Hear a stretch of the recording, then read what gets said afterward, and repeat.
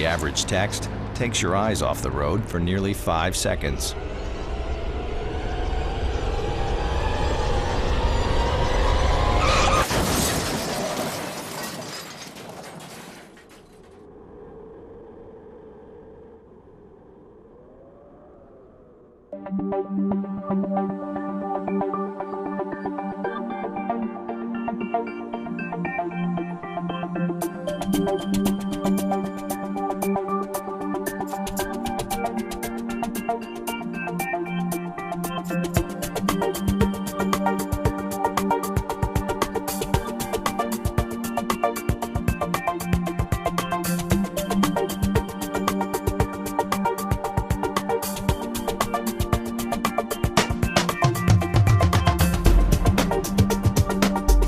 Welcome to This Week with Sheriff Dave Phelan, a weekly program here on LSN Television, also carried by a couple of our radio affiliates here in Fairfield County. Do appreciate you, the viewers and listeners that join us each and every week.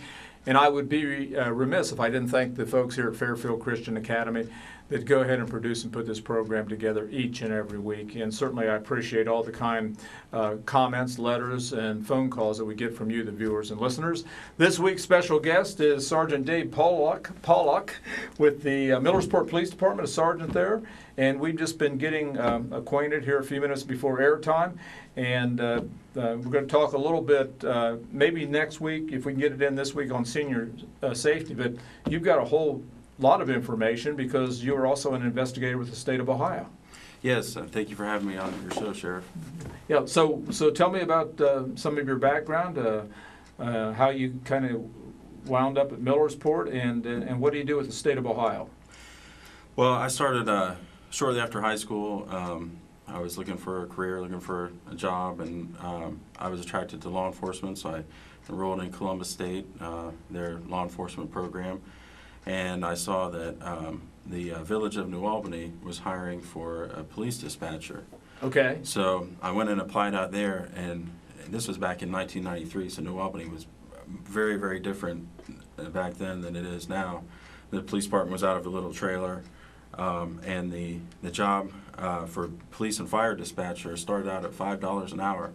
Wow. And I think that's why I got the job. Yeah. So I started out doing that, and then I had a family to support, so I was looking I really enjoyed that job, but the pay just wasn't the greatest, so I was looking around for other things. I saw that the state of Ohio was hiring for correctional officers, and it was over twice the pay of what it was at New Albany, so I ended up taking the test, going through that process, and got hired on as a corrections officer for the state of Ohio, and worked for about 6 years down at Orient Correctional Complex. And then from there, I was fortunate to get hired on with the Ohio Investigative Unit as part of the Ohio Department of Public Safety. It's a law enforcement agency that focuses on food stamp fraud, liquor violations, gambling, tobacco, and they sent me through the police academy in London, and I was there for about 5 years, and then that's kind of that's a tough job to have and have a family as well, because it's nights and weekends, and so from there I saw the Lottery Commission they're headquartered up in Cleveland, but they were expanding into they wanted to have an investigator in the Columbus area, so I saw that posting and applied for that, and I've been with them for a little over 8 years now. I'm an investigation supervisor, and our main job is to protect the integrity of the Lottery Commission. And when you say protect the integrity of the lottery system, how do you go about that? Tell me normally what kind of an investigation you would do, how you would get information, and what your responsibilities are. Well, we pretty much handle any complaints that come in from customers, because the way we look at it is if people don't have confidence in the lottery, then they're not going to play, and the mission of the lottery is to provide some funding for education in Ohio. Sure. So we want people to have the utmost confidence that if you pay your dollar for a ticket, that you've got a fair shot at winning just like anybody else. So we'll investigate any type of complaints where customers say that they weren't paid the proper winnings. We have one of our biggest programs is called the Retailer Compliance Inspection Program. It's where we have tickets that are designed for our investigators that look just like tickets that they're the same as the tickets that you would buy in the store, look exactly the same. But when you run them through the terminal, in our system, they'll come up with a little different number, so we know it's one of our tickets. And our investigators will take those tickets out to retailers, and they will be winners in the amounts anywhere from $200 to $20,000. And we'll present those to the retailer, and we'll say, hey, can you check this ticket for me, tell if it's a winner or not, and we'll see if they do the right thing. Sometimes the vast majority of the time, they will. Sometimes, though, they'll either steal the cash if it's the cash prize, or if it's a larger prize that has to be claimed, they'll steal the ticket, and then either they themselves or a family member or somebody, an acquaintance, will try to claim that ticket. That's pretty fascinating. So, and you say most of the time the people are honest, they do the right thing, but occasionally this happens. What would be one of the bigger frauds or scams or whatever you want to call it that you've seen? We've had a couple of years ago, we had Dateline NBC come around with us, and we went around. Actually, I saw that. That's kind of interesting. Okay. You would say that. Okay. Yeah. We were up in the Cleveland area and in the Columbus area, and when Dateline was out with us, that was really fun to do. Now, were you part of that on the Dateline? Yes. Okay. That was fun because what we did is we went out in early June and went around some retailers, and we had some steal from us, and they were tickets anywhere from, we had a couple $7,500 winners taken, and those were attempted to be claimed, or we had a couple of the cash prizes that were taken. And then in August, we followed up where Chris Hansen came out. Right. And then he came with us, and then we went back to the retailers where we had the thefts occur from.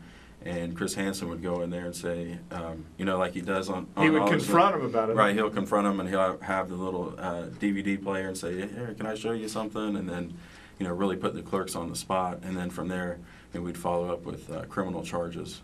And typically, what are they charged with? And what's the penalty when you have a clerk or someone working with a store and they don't? It'll just come down to strictly a theft offense. Mm-hmm. Sometimes it depends. The person claiming, if the person that stole the ticket isn't the person that is claiming the ticket, if we can prove that the person that's presenting the ticket to be claimed has knowledge that that's a stolen ticket, then we'll also try to get them charged with receiving stolen property as well. Well, that is absolutely fascinating. And I do remember seeing that Dateline, and I'd had an opportunity at a Crime Stoppers breakfast a few years ago to meet Chris Hansen. It seems like a good guy. Yes, he was really fun to work with. So how long were you with him, and did they probably took a lot of footage they never used? Right. They take hours of footage and break it down into after you count out the commercial time, it's probably 45-minute show. Right. Well, let's talk a little bit, and I don't think we're going to have the time this week, but I'm going to ask our viewers or listeners to come back next week, because we are going to talk about senior safety. If you're a senior out there, or you have a relative that is a senior, it'll be a great program where we're going to talk about how to keep you safe if you're a senior, things you need to do and not do. And I think in the interest of time, because I've kind of been fascinated about what some of the things you do with the Ohio lottery system. Now, you're with the Millersport Police Department. You're a sergeant there, and correct. So what's going on in Millersport? Millersport, it's a great community to work in because it's a small community. It's one of those communities where most everybody knows everybody else. So the residents there are very supportive of the police department. And I knew Chief Consolo prior to him becoming the chief out there. So when he became chief, I contacted him, and I was excited to go work for him because he truly believes in community policing, and he stresses that in everything that he does. He started up the Community Watch program that's been very successful. Right. And for a village the size of Millersport, he really did a great job of drumming up community participation in that. There's for a village of that size, there's over 10 people that are actively involved in the community watch, and they donate a lot of hours, and they put in a lot of time and effort. So it's really a great community to work in because they're so supportive of the police department.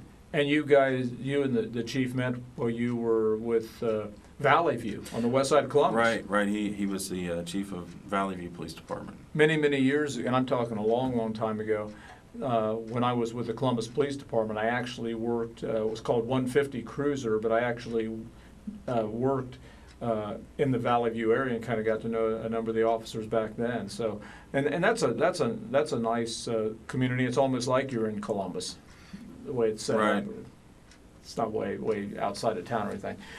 So lots of things going on with the Millersport Police Department, and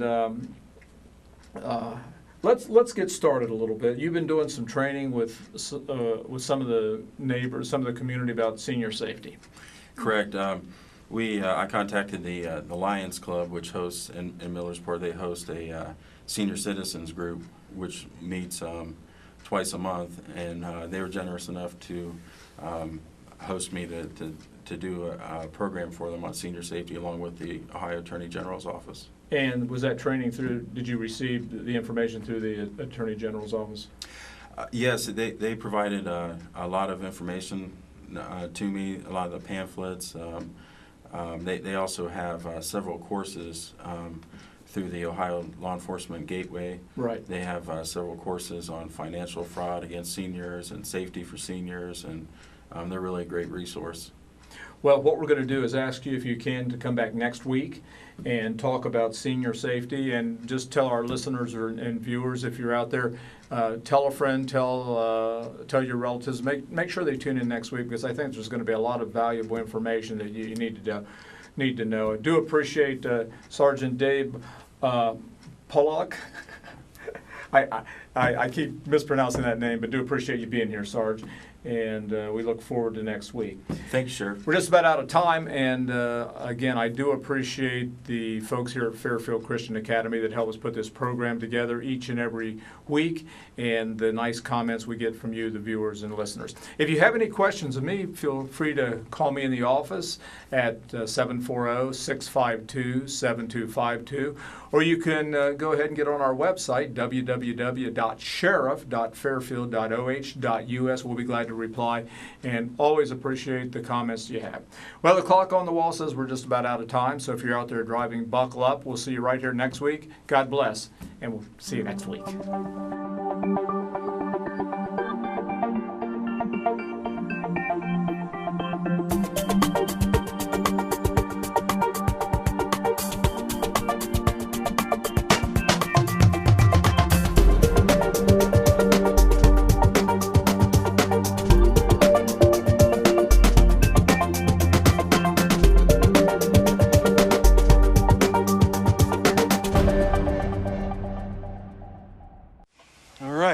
Spot.